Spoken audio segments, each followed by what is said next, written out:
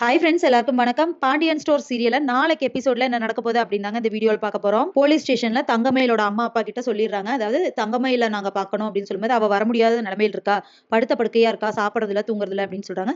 சரி அப்படின்னு சொல்லிட்டு ஒரு போலீஸ்காரங்களை நீங்க இவங்களை வீட்டுக்கு போயிட்டு அவங்க கிட்ட ஸ்டேட்மெண்ட் வாங்கிட்டு வந்துருங்க அப்படின்னு சொல்றாங்க. அப்ப அவங்க அம்மா வந்து தங்கமயிலோட அம்மா, நாங்க வீட்டுக்கு போயிட்டு அவகிட்ட பேசுறோம், அதுக்கப்புறம் நீங்க வாங்கன்னு சொல்லிட்டு வீட்டுக்கு போயிறாங்க.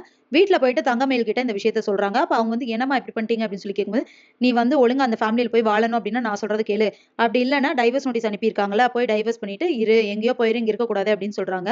வேற வழி இல்லாம மயிலும் பேசாம இருக்காங்க. இதுக்கப்புறமா போலீஸ் அங்க வராங்க. வந்து விசாரிக்கும் போது தங்கமயில் வந்து எங்க அம்மா சொன்னதெல்லாம் உண்மைதான் அப்படிங்கிற மாதிரி சொல்லிடுறாங்க. அவங்களும் ஸ்டேட்மெண்ட் எடுத்துட்டு இங்க போலீஸ் ஸ்டேஷன் போறாங்க. இதுக்கு நடுவுல வந்து மீனா மேல கேஸ் எதுவும் கொடுக்கல இல்லையா, சோ மீனா வந்துட்டு ஸ்டேஷனுக்கு வந்துடுறாங்க. செந்தில் போன் பண்ணி மீனா கிட்ட இந்த விஷயத்த சொல்லுவோம். அவங்களும் ஸ்டேஷனுக்கு வந்துட்டு அவங்க வரவும் இந்த போலீஸ் தங்கமயில்கிட்ட ஸ்டேட்மெண்ட் எடுத்துட்டு இருந்தாங்களே அவங்களும் வராங்க.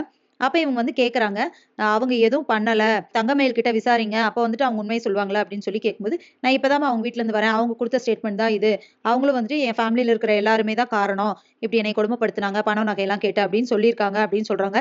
இதை கேட்டு மீனாக்கு பெரிய ஷாக்கு. ஏன்னா வந்து இப்படி ஃபேமிலி அசிங்கப்படுத்திட்டாங்களே, அவங்களும் தப்பு பண்ணிட்டு மறுபடியும் இப்படி பண்ணிட்டு இருக்காங்க அப்படின்னு சொல்லிட்டு கோவம் வந்துடுது. அப்படியெல்லாம் கிடையாது, அவங்களை இங்க கூப்பிட்டீங்களா அப்படின்னு கேட்கும்போது, இல்ல அவங்க உடம்பு சரியில்லாம இருக்காங்க, அதனாலதான் நான் போய் ஸ்டேட்மெண்ட் வாங்கிட்டு வந்தேன் அப்படின்னு சொல்றாங்க.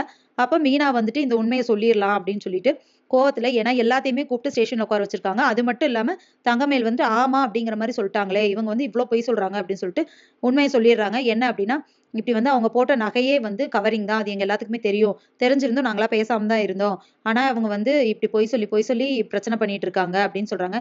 என்னம்மா சொல்ற அப்படின்னு கேட்கும்போது மீனா வந்து அந்த ஜுவல்லெல்லாம் எடுத்துட்டு வந்து காமிக்கிறாங்க. இங்க பாருங்க, இதெல்லாம் அவங்க போட்டதான், இது வந்து என் வீட்டுல இருக்கிற எல்லாருக்குமே தெரியும், தெரிஞ்சிருந்தும் யாருமே எதுவுமே பேசாம சரி பரவாயில்ல அவங்க கஷ்டப்படுற ஃபேமிலி அப்படின்னு சொல்லிட்டு விட்டு கொடுத்தா இருந்தாங்க.